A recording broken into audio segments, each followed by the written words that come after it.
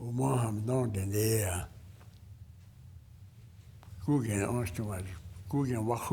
You might not be able to understand this language, but it was spoken by 10,000 Omaha Indians in what is now Nebraska and parts of Iowa, Minnesota, Missouri, and South Dakota.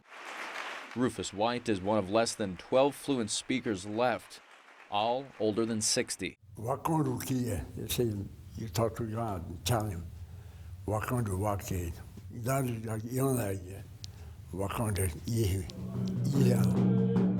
White is one of several language teachers at the K-12 Omaha Nation School on the reservation 70 miles north of Omaha. Our Indian world is getting smaller and smaller, our native world, while we're taking on more of the Western world. Cultural teacher Oliver Sansosi says if the language goes away, they'll lose an essential piece of their culture. Now, language is what makes us who we are. Now, language belongs to Omaha.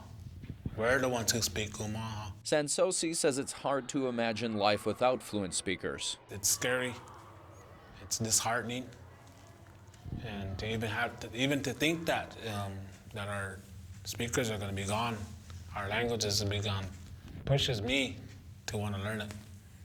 It pushes me to tell myself that if this language is not saved in my generation, then it's my fault. Those who still speak the native language have been spending the last 18 years trying to translate it into dictionaries and workbooks, which are nearly ready to be published. Because of these works and recordings and things, this is why I can say to you, our language is not going to die. And so that had to be developed from scratch.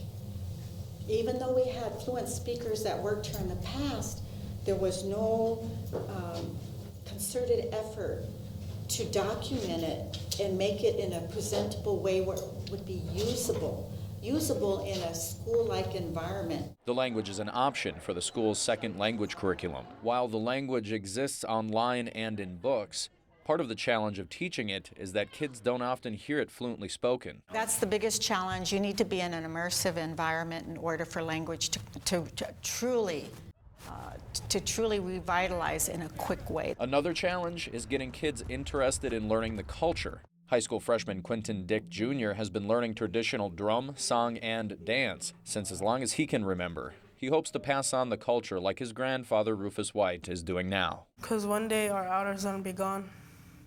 Then I want to carry it. I don't want to be one of those ones saying, man, I wish I learned this when they're still around, so I try to pick it up. It's really important because a tree is not a tree without its roots, you know? And it's who we are, it's who we are. Everybody has their own individual about themselves, you know, and it's truly important to Nebraska. It's truly important to Nebraska because we're the first Nebraskans.